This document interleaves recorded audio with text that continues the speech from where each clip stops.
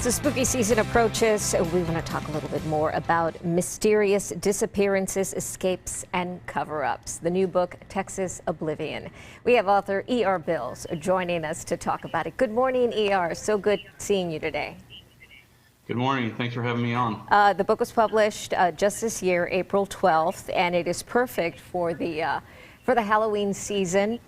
There's specific stories here that relate to our area here in Texas. Number one, talk to us about outlaw Jesse Evans. He's a contemporary of Billy the Kid.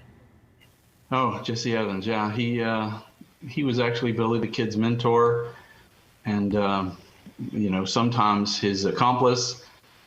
And Billy the Kid granted him some reverence when he went into New Mexico at first, and they got to be pretty good buddies. Later, they were foes on the wrong side of a couple of conflicts. And when Jesse Evans was cornered and arrested by Texas Rangers in the late 19th century, he actually dispatched a message to Billy to, try to help him escape. Billy didn't come, and Jesse wound up in the Huntsville Penitentiary, but he finally escaped in 1882, and then he disappeared without a trace. I think if he'd have died, in a hell of gunfire, we might have heard of him. He might be a legend, but he escaped into oblivion, and so nobody really knows about him these days or talks about him.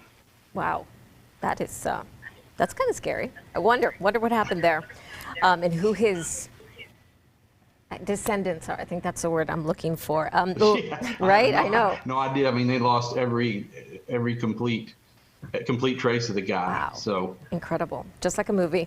There is a 1955 case of a 22-month-old that disappeared. Tell us this story. It's in chapter 10, Baby Bray.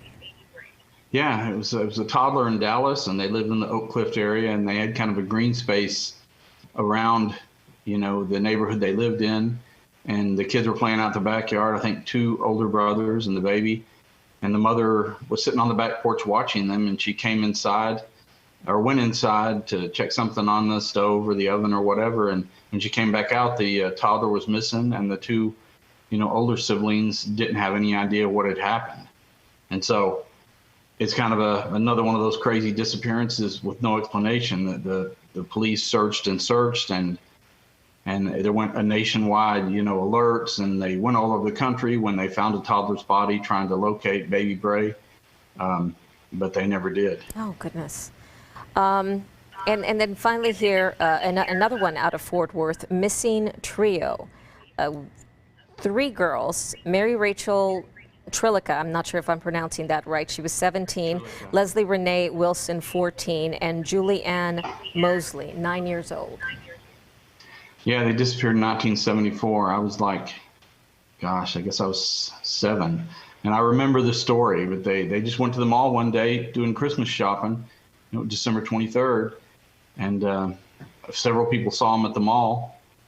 And I guess they bought some gifts or something, ran into friends, nobody's sure, but they disappeared. Nobody ever saw them leave the mall. I mean, there were reports, people saying this and that, but they never located them. And they've been missing all these years. It's sort of been really rough on their families, but they disappeared without a trace. I mean, the cliche, and it's a crazy story, and there are lots of twists and turns, but none of them lead anywhere. So it's pretty dark. Right, what some would call a cold case at this point. E.R., right. You also authored the book Texas Obscurities, Stories of the Peculiar, Exceptional, and Nefarious, and then went on to author several other books about Texas, our curious history. What led you to this new one that we have now, Texas Oblivion? Well, it's amazing. As much technology as we have and as many people live here, it's amazing how many people have literally disappeared. And some of the stories are sort of insane. The icebox killer in 1965, two folks disappeared in the King Ranch back in 1936. 39 people disappeared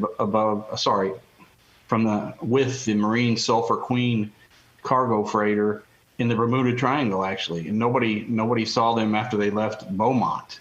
So there are all these crazy stories that are sort of fascinating, and they're still missing. So anybody has leads, anybody has a nose for this sort of thing. I mean, anybody could actually help, just a regular guy. I mean, do the research, or if you know somebody that knew something. A girl in Gilmer disappeared in 1992, and the investigation became a fiasco involving devil worship and all this stuff. And Right. and her case was never solved. Yeah, this is So- this is more than stories. These are real people's lives that affected their families. The book is Texas Oblivion: Mysteries, Disappearances, Escapes, and Cover-Up. It's only 160 pages, so there's no reason why anybody can't pick it up and read it in one sitting, or read it little by little. Makes a great gift too. Author E.R. Bills, thank you so much for joining us. Congratulations on the new book. Thanks for having me on.